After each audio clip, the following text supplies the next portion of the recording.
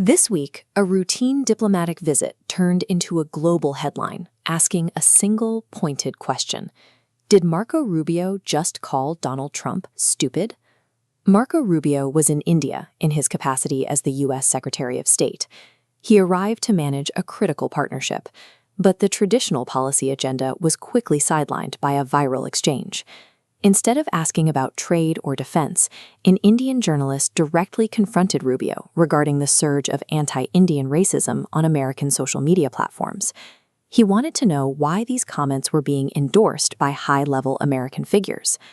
When a random troll's post or a domestic political comment becomes a point of contention in a high-level diplomatic meeting, the barrier between internet culture and international statecraft has effectively dissolved.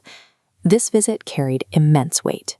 After a series of tense and ultimately unsuccessful diplomatic engagements in Beijing, the United States is urgently pivoting its strategic focus towards India.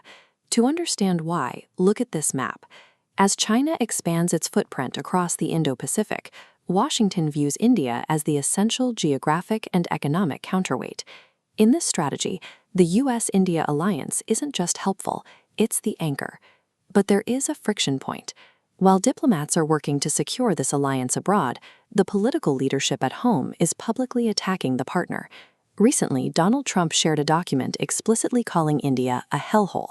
A superpower cannot easily court a vital ally on the world stage, while its domestic political engine is generating hostile rhetoric against that same nation. The two goals are increasingly in direct conflict. Journalist Siddharth Sibal chose his words with precision. By asking specifically about endorsed comments, he pulled Trump's Hellhole remarks out of the digital ether and forced them into the official record of U.S.-India relations. Rubio was left with no clean exit. Defending the Hellhole comment would be a direct insult to his hosts, but condemning it would mean publicly rebuking the president-elect of the United States. He reached for a middle ground, attributing the rhetoric to stupid people. But in the context of Sibal's question about specific endorsements, the media instantly framed it as the Secretary of State calling his own boss stupid. By failing to account for how domestic insults travel, the delegation turned a routine press appearance into an unforced diplomatic crisis. The institutional response made things worse. The U.S. State Department's official social media channels actually posted the video of this awkward exchange, apparently unaware of how it was being interpreted. The backlash from the American public was immediate and intense. Within hours, the State Department went into a full retreat, deleting the post and leaving a vacuum where an official response should have been. While Washington was deleting posts, the narrative was being picked up in Beijing. Chinese social media platforms immediately began circulating the footage. They used the clip to highlight what they described as American diplomatic incompetence and a lack of genuine respect for its so-called partners. A clumsy attempt at domestic PR gave America's primary global rival a potent piece of propaganda, free of charge. Historically, developing nations ignored domestic insults from Western powers to preserve trade deals. But how these nations interact with the West is shifting. In India, the public and the press now monitor U.S. domestic platforms in real time. They are increasingly aware of and sensitive to how they are discussed in American political echo chambers.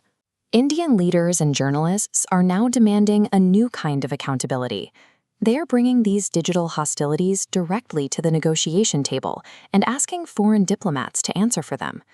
The era of compartmentalized diplomacy, where a politician can say one thing to a local base and expect it to go unnoticed by a foreign ally, is becoming much harder to maintain.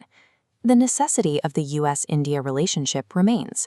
Both nations view this partnership as the primary defense against rising adversarial influence in the Indo-Pacific. However, traditional tools of statecraft, like defense treaties and trade incentives, are no longer enough to secure an alliance on their own. In the digital age, a nation's domestic social media behavior and its internal political rhetoric have become inseparable from its foreign policy. Maintaining a superpower's global position now requires a level of internal consistency that didn't exist 20 years ago. When domestic rhetoric is at odds with international strategy, the result isn't just an awkward press conference, it's a tangible loss of influence.